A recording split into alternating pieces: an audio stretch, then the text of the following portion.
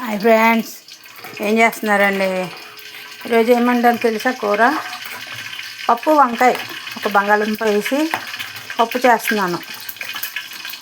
టమాటా, వంకాయ, బంగాళదుంప వేసాను. కొంచెం ఒంట్లో బాగాలేదు ఫ్రెండ్స్. ఇగో పోపులు వేస్తున్నాను. వెల్లుల్లిపాయ, కరివేపాకు, ఎండుమిర్చి, ఆవాలు, జీలకర్ర పోపు వేస్తున్నానండి. కొంచెం ఒంట్లో బాగా నీరసంగా ఉంది. నిన్నంతా గుండెలో నొప్పి వచ్చింది, మళ్ళీ బాగా నీరసం అయిపోయింది. నా కూర ఉంది, చికెన్ కూర ఉంది. ఇంకా అందుకని సరిపెట్టే వచ్చని వచ్చి పప్పు వండుతున్నాను. శనగ ఒక ఎలా ఉన్నారండి? వంటలు చేస్తారా? పప్పు తాలింపు వేస్తున్నాను. వచ్చి పప్పు వండుకుందామని. పప్పు వంకాయ కూర, పెసరపప్పు, కందిపప్పు కాదండి, ఇది పెసరపప్పు. మీకు చూపిద్దాం అనుకున్నాను నానబెట్టినప్పుడు. ఇంకా నాకు నీరసంగా ఉంది, అందుకే ఇంకా చూపించలేదు. నా వీడియోలు ఏంటో తెలుసా అండి? వంటల వీడియో, వేపాడ విజయలక్ష్మి వంటల వీడియో. అది ఎలా చేయాలో తెలియదు నాకు అండి. నా వంటల పేరు విజయ వేపాడ వంటలు.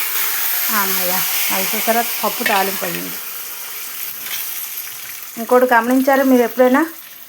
పప్పు తాలింపు వేసాక నేను మళ్ళీ పొయ్యి మీద పెడతా, ఎందుకంటే అలా బాగుంటుంది, అందుకని అలా పెడతాను అన్నమాట. కొంచెం వాటర్ వేద్దాం,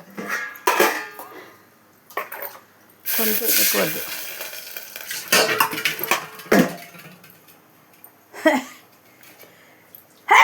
అయ్య బాబాయ్, కొంచెం అలాగా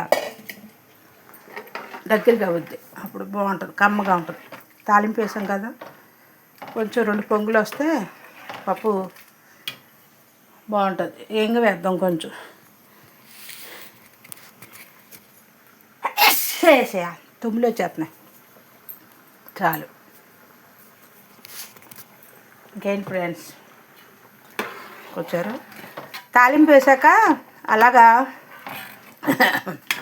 తాలింపు వేసిన తర్వాత పప్పు ఒకసారి పొయ్యి మీద పెట్టి కొంచెం 2 పొంగులు వచ్చాక తీసుకుంటే ఆ తాలింపు మాత్రం పప్పుకి పడుతుంది, అందుకని అలా పెట్టుకోవాలన్నమాట. మూత పెట్టేద్దాం. సరే ఎలాగవుతుందో కొంచెం అలాగే వేసుకోవాలి, అలా బాగుంటుంది. పెసరపప్పు కదా, చిక్కగా ఉంటుంది. కావాలని అలా పెట్టాను నేను. రండి, తిందురు కానీ రండి ఫ్రెండ్స్. నాకు చాలా నీరసంగా ఉంది, కాళ్ళు చేతులు లాగేస్తున్నాను. బాగా నీరసంగా ఉంది ఫ్రెండ్స్, ఆ నీరసంగా ఉంది నాకు. ఓకే, కట్టేస్తున్నాను, ఇంకా సరిపోద్ది, అయిపోద్ది.